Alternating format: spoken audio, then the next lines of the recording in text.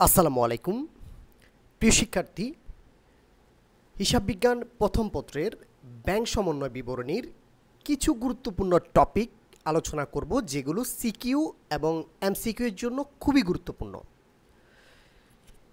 প্রথম বিষয়টা হচ্ছে আমরা যেটাকে নট সাফিসিয়েন্ট ফান্ড বা এনএসএফ চেক যেটাকে বলি, যেটাকে বাংলায় বলা হয় অপর্যাপ্ত তহবিলের চেক বা জমাকৃত চেক প্রত্যাখ্যাত, অথবা এটাকে বলা হয় অমর্যাদাকৃত চেক, অথবা এটাকে বলা হয় অসম্মানিত চেক, অথবা বলা হয় বাউন্স চেক। এই যে কোনো নাম থেকে একটা নাম পরীক্ষায় থাকতে পারে। এখন বিষয়টা বুঝি, আসলে এনএসএফ জিনিসটা কি, অথবা এনএসএফ চেক বা প্রত্যাখ্যাত চেকটা জিনিসটা কি। আদায়ের জন্য ব্যাংকে জমাকৃত চেক যদি ইস্যুকারীর ব্যাংক হিসাবে অপর্যাপ্ত তহবিলের কারণে প্রত্যাখ্যাত হয়, তাহলে তাকে অপর্যাপ্ত তহবিলের চেক বলে। অর্থাৎ আদায়ের জন্য ব্যাংকে জমা করা হয়েছে এমন চেক, বাট ইস্যুকারীর ব্যাংকে কোনো পর্যাপ্ত পরিমাণ তহবিল না থাকার কারণে চেকটা যদি রিটার্ন হয়, ডিসঅনার্ড হয়, ফেরত আসে, এই বিষয়টাকে বলা হয় অপর্যাপ্ত তহবিলের চেক। পরের বিষয়টা ডেবিট মেমোরেন্ডাম। ডেবিট মেমোরেন্ডাম এটা আমাদের সিকিউর জন্য বেশি গুরুত্বপূর্ণ। ডেবিট মেমোরেন্ডাম বা ডেবিট মেমোরেন্ডামের পরিমাণ নির্ণয় করার জন্য এই প্রশ্নটা আমরা পেয়ে থাকি, অথবা এমসিকিউতে আমাদের কোনটা ডেবিট মেমোরেন্ডামে বসবে, এই ধরনের প্রশ্ন আমাদের হয়ে থাকে।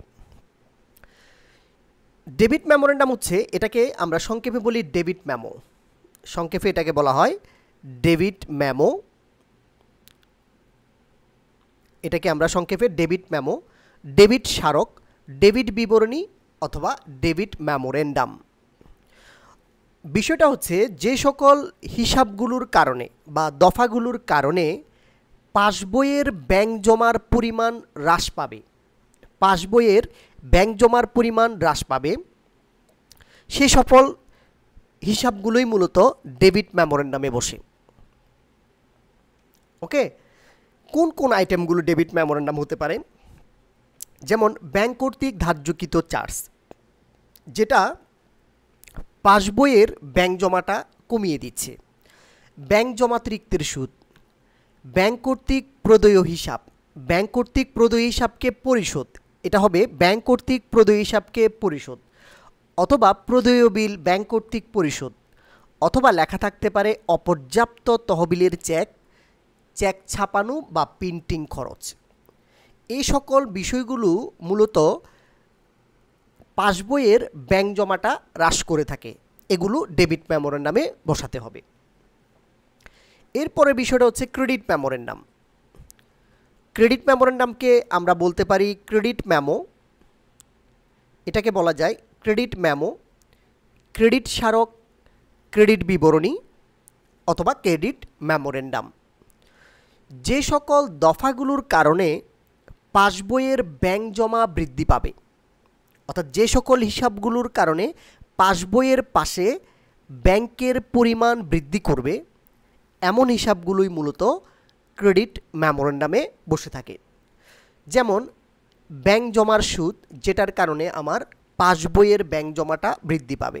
দেনাদার কর্তৃক সরাসরি ব্যাংকে জমা, ব্যাংক কর্তৃক সরাসরি কোনো অর্থ আদায় করেছে বা প্রাপ্য বিল আদায় করেছে, অথবা বিনিয়োগের সুদ ব্যাংক আদায় করেছে, যেটার কারণে পাসবইয়ের ব্যাংক জমা বৃদ্ধি পাবে, এগুলো ক্রেডিট মেমোরেন্ডামে বসবে। ক্লিয়ার? আরও কয়েকটা বিষয়, এগুলো এমসিকিউর জন্য খুবই গুরুত্বপূর্ণ। ব্যাংক সমন্বয় বিবরণী তৈরি করা হয় কোন নীতিমালার আলোকে? উত্তর হবে পূর্ণ প্রকাশ নীতি অনুসারে। এরপরের প্রশ্নটা হচ্ছে, ব্যাংক সমন্বয় বিবরণী তৈরি করা হয় একটা নির্দিষ্ট তারিখে। ব্যাংক সমন্বয় বিবরণী তৈরি করা হয় একটি নির্দিষ্ট তারিখে তৈরি করা হয়। এরপরের প্রশ্ন, ব্যাংক সমন্বয় বিবরণী তৈরি করা এটা ঐচ্ছিক কাজ, এটা কোনো আবশ্যিক কাজ নয়, এটা একটা ঐচ্ছিক কাজ, অপশনাল কাজ। এরপর হচ্ছে চেকে সাধারণত তিনটি পক্ষ পাওয়া যায়, আদেষ্টা, আদিষ্ট ও প্রাপক। চেকের তিনটি পক্ষ আমরা পাই, আদেষ্টা, আদিষ্ট ও প্রাপক। এরপরে গুরুত্বপূর্ণ প্রশ্ন যেটা আমরা পরীক্ষায় বহুবার পেয়েছি, ব্যাংক সমন্বয় বিবরণী কে তৈরি করে? ব্যাংক সমন্বয় বিবরণী তৈরি করে আমানতকারী অথবা ব্যবসায়িক কোনো প্রতিষ্ঠান। লাস্ট প্রশ্ন হচ্ছে ব্যাংক বিবরণী কে প্রস্তুত করে? ব্যাংক বিবরণী প্রস্তুত করে ব্যাংক অথবা ব্যাংক কর্তৃপক্ষ। এই ব্যাংক সমন্বয়ের জন্য এই কয়েকটা টপিক অবশ্যই জেনে রাখা প্রয়োজন, কারণ এগুলো থিওরিটিক্যাল প্রশ্ন থেকে এসে থাকে। আর কিছু ম্যাথমেটিক্যাল বিষয় যেগুলো আছে সেগুলো তো আমরা অঙ্কের মাধ্যমে বুঝাবো।